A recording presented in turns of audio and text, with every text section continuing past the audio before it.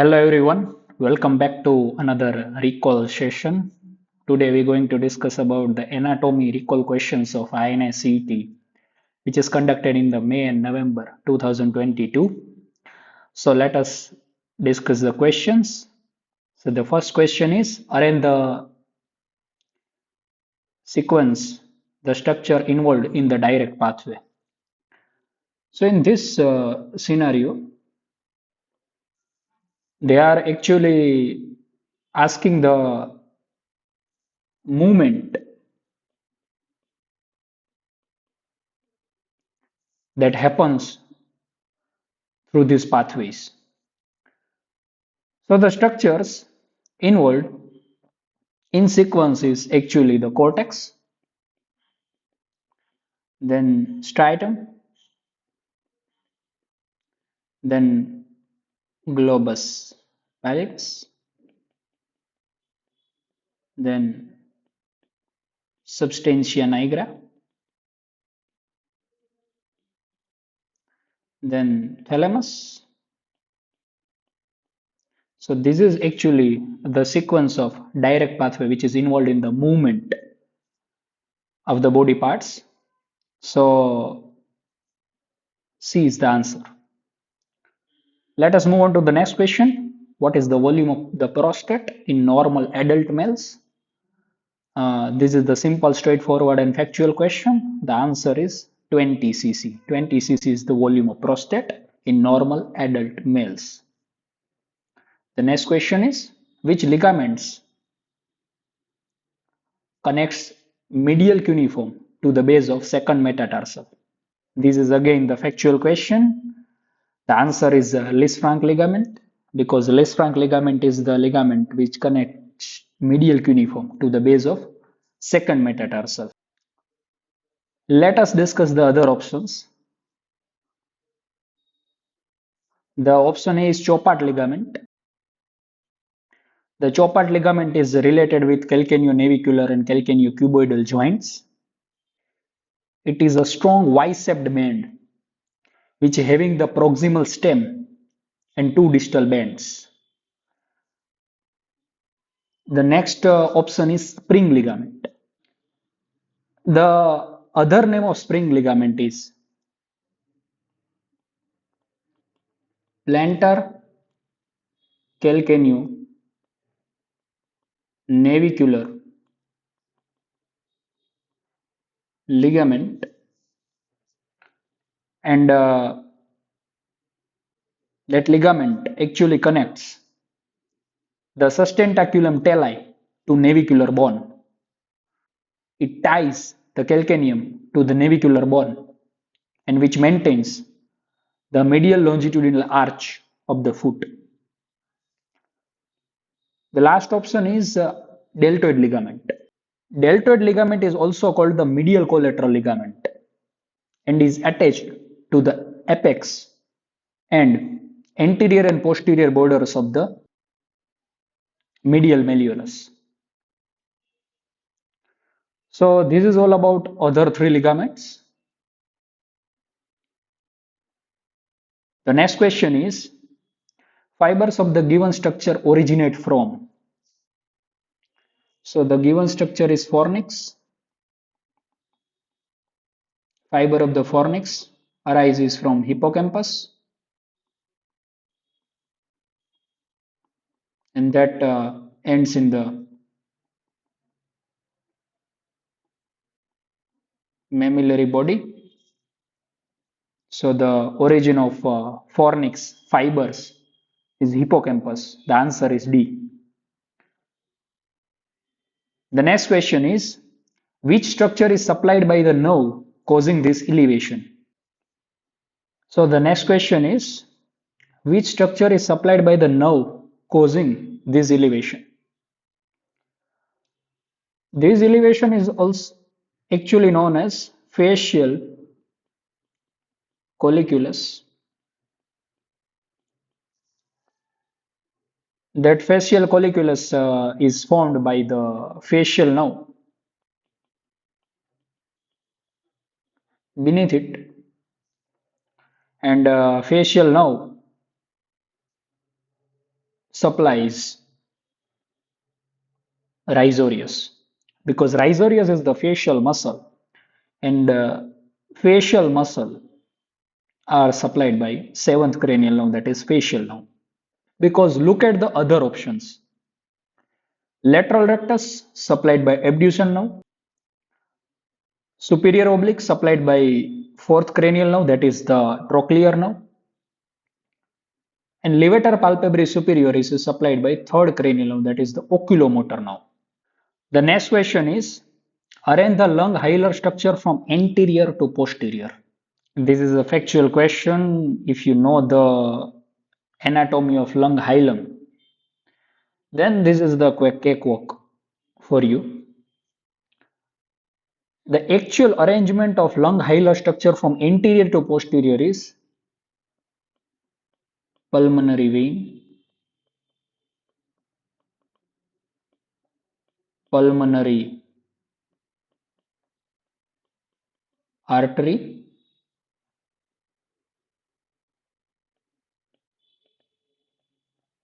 primary bronchus, and bronchial artery. So the answer is C. Okay. The next question is, which is not a branch of facial artery in the face? Lateral nasal artery? Yes. Mental artery? No. This is the first part of maxillary artery branch.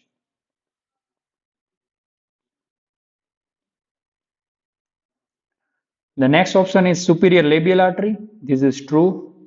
Inferior labial artery. This is also true.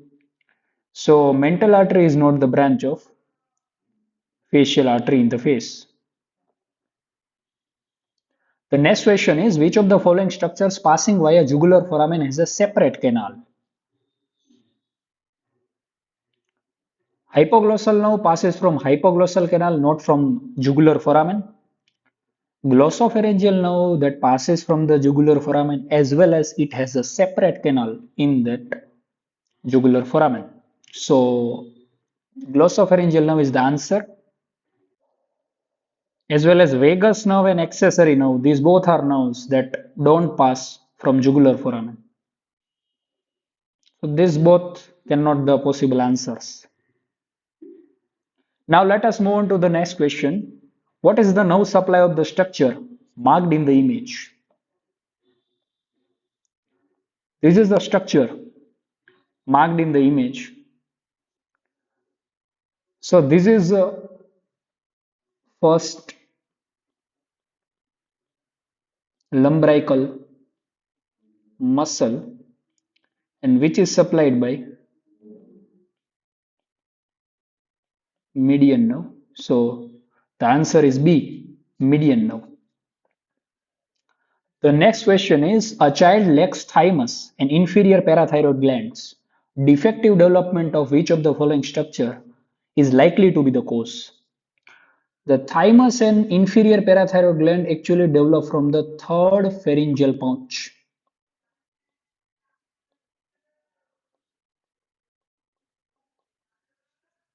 And defective development of third pharyngeal pouch is the likely cause of lacking of thymus and inferior parathyroid gland. So the answer here is C, that is the third pharyngeal pouch. The next question is, identify which of the following structure is a merocrine gland. So let us label these all four structure first. 1, 2, 3 and 4.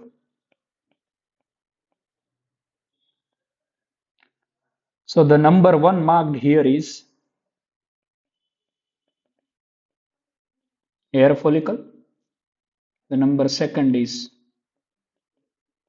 sweat gland. The number 3 is sebaceous gland. Structure marked as number 4 is shaft of hair. So among all, the number marked as 2, that is sweat gland. Sweat gland is the actual merocrine gland. But what is the meaning of merocrine gland? The merocrine gland uses exostosis for its secretion. So the sweat gland is a type of exocrine gland which is came into the merocrine gland classification. So the answer is B. The number marked as 2 is the merocrine gland. The next question is, what is the blood supply of the structure marked in the image below? The structure marked in the image below is corpus callosum, and corpus callosum is supplied by anterior cerebral artery and anterior communicating artery. So the answer here is C, that is anterior cerebral artery and anterior communicating artery. The next question is, superior gluteal nerve supplies all of the following structures except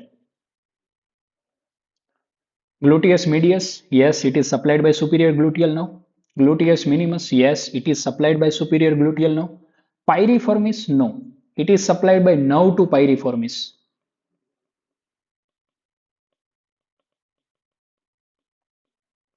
Not by superior gluteal nerve. Tensor fascial lata, yes, it is supplied by superior gluteal nerve. So the answer here is C, because piriformis is supplied by nerve to piriformis, not the superior gluteal nerve. The next question is, arrange the structures of the cubital fossa in sequence from medial to lateral. Simple mnemonic, MBBR is the mnemonic to find out the structure that is related from medial to lateral in the cubital fossa. The first one is median nerve, the second one is brachial artery, third one is tendon of biceps brachii, and the fourth one is radial nerve. Okay, so the answer here is C, 1, 4, 3 and 2 is the answer. The next question is, arrange the cells according to their position from the basal layer towards the lumen in the seminiferous tubules. This is a very simple and straightforward question. You have to know the spermatogenesis process to answer this kind of tricky questions. So the first cell here is myoepithelial cell. Then the next one is spermatogonia. Then primary spermatocyte. Then spermatid and spermatozoa. So the answer here is D. Myoepithelial cell, then spermatogonia, primary spermatocyte, spermatid, and spermatozoa. The next question is, which skull foramen is formed by three bones? Foramen lacerum, foramen magnum, foramen rotundum, foramen jugulare. The answer here is foramen lacerum, because foramen lacerum is formed by petrous part of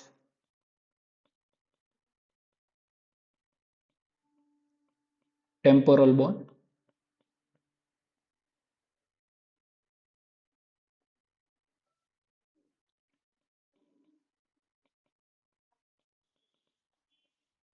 greater wing of sphenoid bone, and the third one is basilar part of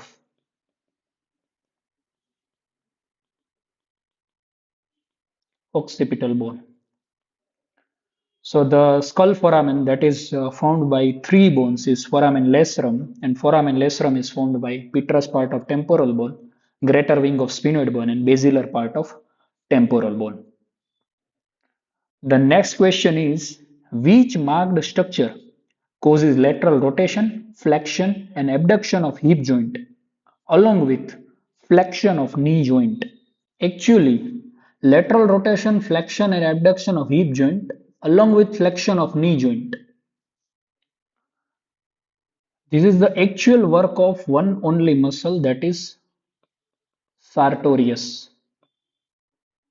Because sartorius is the longest muscle in the body, which is also known as Taylor's muscle, and it is only the muscle involved in lateral rotation, flexion, as well as abduction at the hip joint, as well as it is responsible for the flexion at knee joint.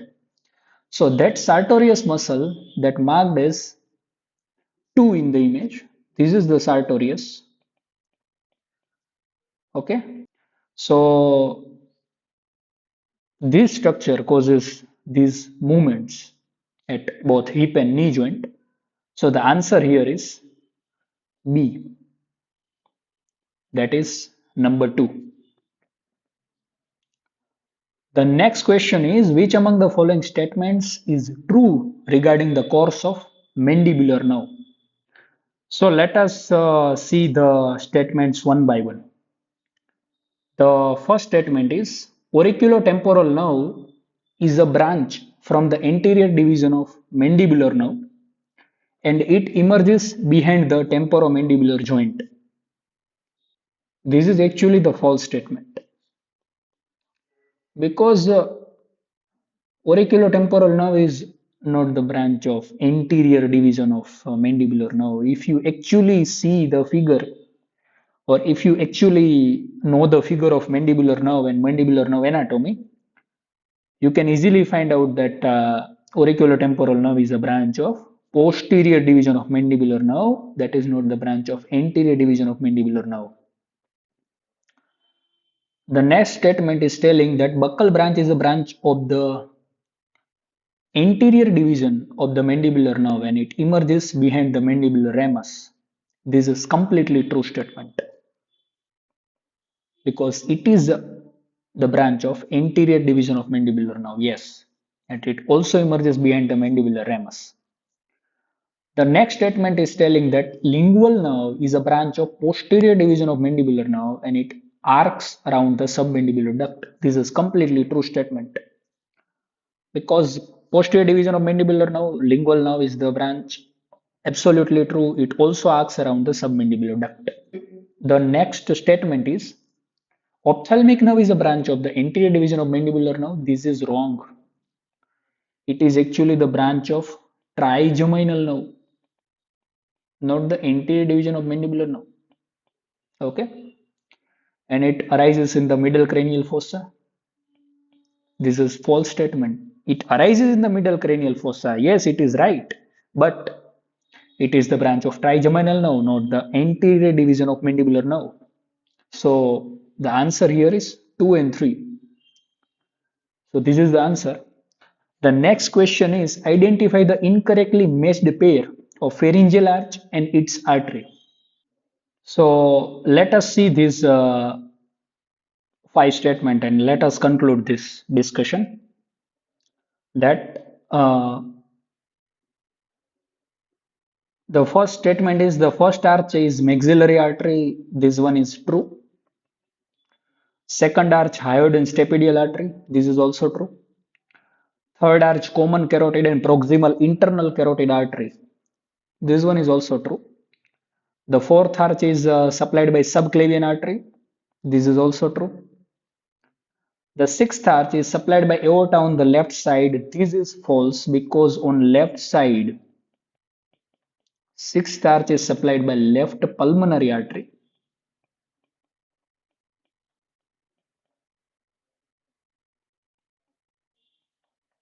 And ductus arteriosus. So the answer here is C.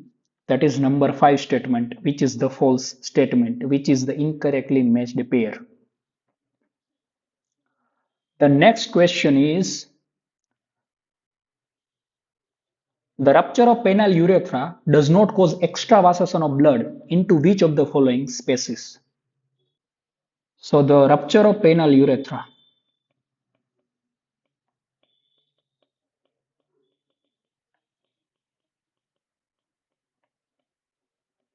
actually causes the extravasation of blood into superficial perineal pouch, scrotum, penis, and lower part of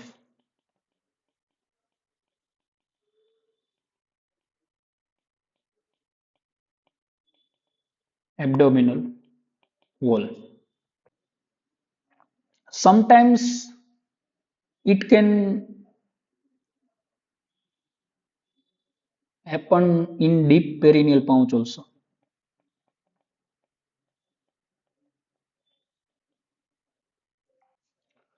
But the extravasation of blood into the ischiorectal fossa, it is highly unlikely, it is not possible. So the answer is C, ischiorectal fossa. So let us move on to the next question. Which nerve is blocked when local anesthesia is given below the inguinal ligament during femoral vein catheterization? Femoral nerve, genitofemoral nerve, lateral cutaneous nerve of thigh, or ilioinguinal nerve? This is actually the factual question, and the answer is genitofemoral nerve. Why genitofemoral nerve and why not other nerves? This is the question maybe arised in your mind. So let us discuss that. So this scenario talk about that the local anesthesia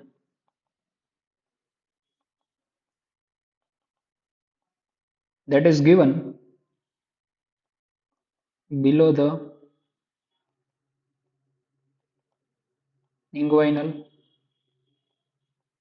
ligament. That means in the femoral canal.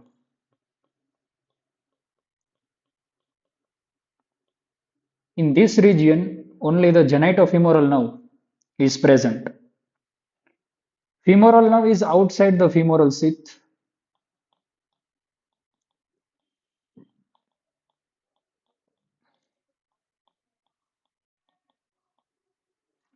Lateral cutaneous nerve of thigh and ilioinguinal nerve are also outside this femoral canal, and that have no role when you give anesthesia below the inguinal ligament because that are not present there.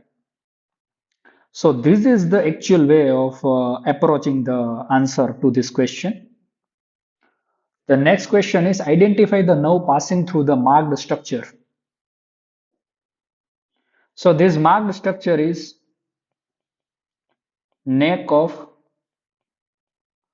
fibula, and the nerve that pass through this marked structure is common peroneal nerve. So the answer is A, common peroneal nerve. The next question is which of the following cells are present in the molecular layer of the cerebellum? This is again the factual and straightforward question. So the molecular layer of cerebellum contains stellate cell and basket cell. Purkinje cell and granular cell are not present because Purkinje cell is present in the Purkinje cell layer and granular cell is present in the granular layer. So the answer is A, 1 and 2. The next question is bleeding as shown in the image is due to which of the following vessels? This is actually the scenario of chronic SDH. It is a chronic subdural hematoma. And bleeding shown in this image is mostly due to bridging veins, because bridging veins are the veins that are likely to be injured in chronic subdural hematoma. The next question is, which of the following statements are true about internal capsule? So let us look at these statements and try to find out the answer. The first statement tells that Charcot's artery supplies the posterior limb. This is true. The next statement is the retrolenticular part of the internal capsule contains optic radiation. This is true. Anterior limb of the capsule contains corticospinal tract fiber of the upper limb and face. This is completely false statement because interior part of posterior limb of capsule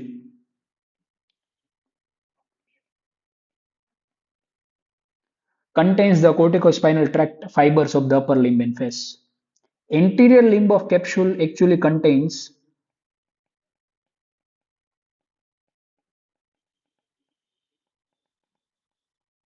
frontopontine fibers. And the next statement is internal capsule has projection fiber, completely true. So the answer is 1, 2 and 4. The next question is, which of the following is not a branch of posterior division of internal iliac artery? So iliolumbar artery is the true statement. Yes, it is the posterior division of internal iliac artery. Lateral sacral artery. Yes, it is the branch of posterior division of internal iliac artery. Inferior gluteal artery. This is false because that is the branch of anterior division of internal iliac artery, and superior gluteal artery is true. So the branch of posterior division of internal iliac artery are actually three branches: iliolumbar artery,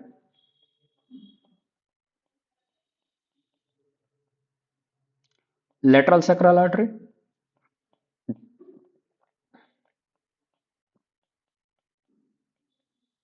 and superior gluteal artery.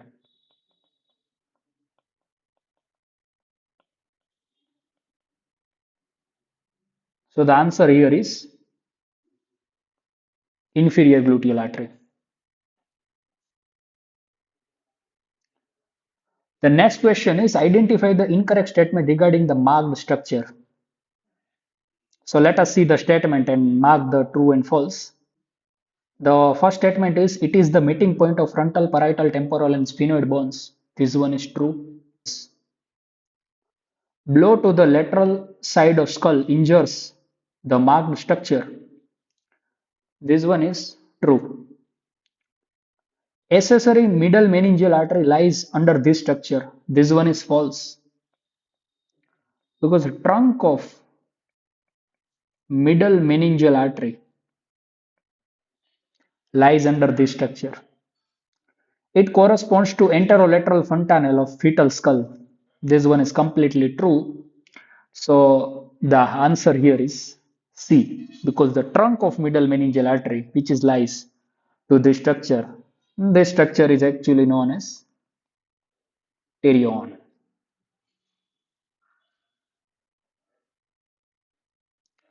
The next question is, what are the derivatives of the marked cells?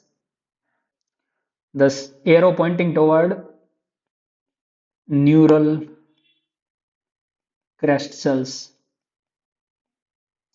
which is lying besides the neural tube.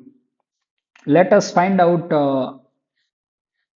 what is the derivative of neural crest cell and what is the not. So let us discuss these points one by one. Odontoplast, yes, it is the derivative of neural crest cells. Sympathetic chain, yes, it is the derivative of neural crest cells. Melanocytes, yes, it is the derivative of neural crest cells. Nephrogenic code, no, it does not derive from neural crest cells.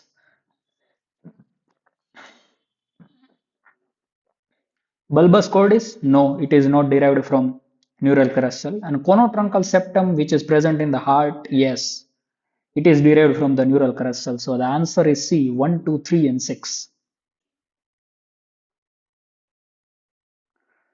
Which of the following muscles form the pelvic diaphragm? So the levator ani is actually the muscle of pelvic diaphragm. So the muscles which form the pelvic diaphragm is levator ani. But levator ani is composed of pubococcygeus and iliococcygeus. Pubococcygeus component like puborectalis, puboanalis, pubovaginalis, and puboperinealis. And the second muscle is iliococcygeus. So levator ani is composed of pubococcygeus and iliococcygeus. Pubococcygeus is composed of puborectalis, puboanalis, puboperinealis, and pubovaginalis. So iliococcygeus and pubococcygeus that form the pelvic diaphragm, but obturator internus and deep transverse perineum that cannot contribute to the formation of pelvic diaphragm, or that are not the muscles of pelvic diaphragm. So the answer is A. The next question is, which of the following arteries passes in close proximity to the area marked by the arrow in the given image? So this is the arrow which is suggestive of pterion of the skull. Pterion is a area that is the meeting point of frontal, sphenoid, occipital, and parietal bone. So the artery that passes through this structure is middle meningeal artery. And which division? It is anterior division of middle meningeal artery. So the answer here is B, anterior division of middle meningeal artery. The next question is, fracture of the jugular canal can present as, from jugular canal the nerve passing through is glossopharyngeal nerve, that is the ninth cranial nerve. So that will lead to the loss of taste sensation in the posterior one third of the tongue, because glossopharyngeal nerve is responsible for supplying the taste sensation to the posterior one third of the tongue. Next question is, injury of the lower brachial plexus leads to clump case paralysis. What is the characteristic finding seen in this lesion? Injury to the lower trunk of brachial plexus,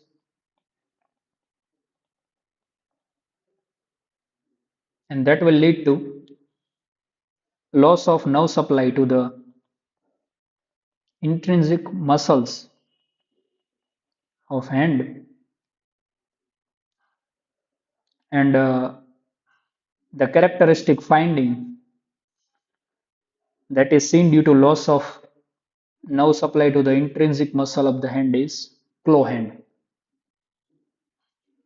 The next question is, identify the lever segment marked in the image given below. First of all, let us see what are the different segments that are present in the lever when this image of CT scan is presented in front of you. So this is how you have to actually identify the segments of the lever in this image. See, this is a third segment of the lever. This is a 4B. This one is 5 and this one is 6. So this image is projected from inferior side. So this is the actual labeling. This one is 3. This one is 4B.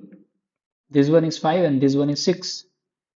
So the answer here is number 5.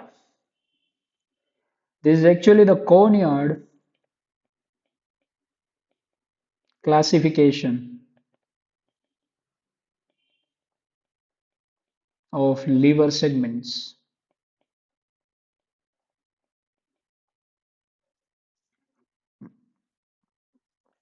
The next question is, which of the following lobes of the lung is affected when there is aspiration in the supine position? This is a simple, straightforward and direct question. Aspiration in supine position, that will lead to right inferior lobe affection, and that is actually the upper part of right inferior lobe. So the answer here is B. The next question is, identify the cranial nerve that arises from the marked part. So this is actually the pontomedullary junction,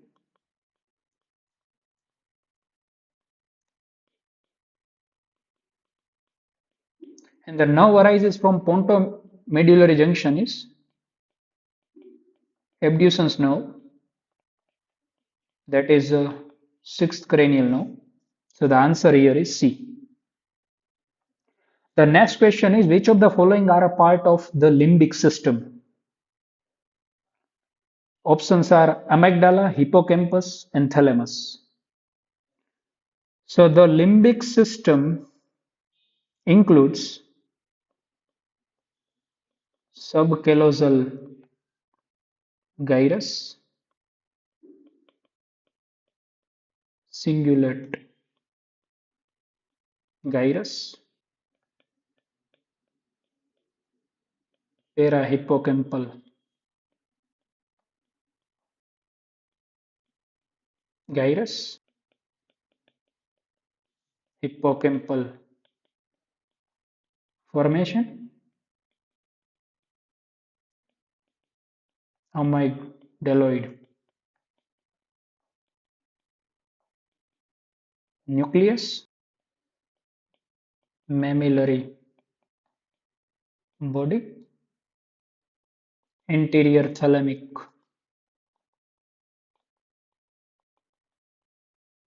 nucleus, and hypothalamus. Let us repeat this once again. Subcallosal gyrus, cingulate gyrus, parahippocampal gyrus, hippocampal formation, amygdaloid nucleus, mammillary body, anterior thalamic nucleus, and hypothalamus. In statement, they're given amygdala. Yes, it is the part of limbic system. Hippocampus and thalamus. So these are all the part of limbic system. So the answer here is D. The next question is, a 50-year-old male presented with a positive Trendelenburg test on the right side. Identify the nerve injured. So right side positive Trendelenburg test suggestive of right side gluteus medius and minimus palsy.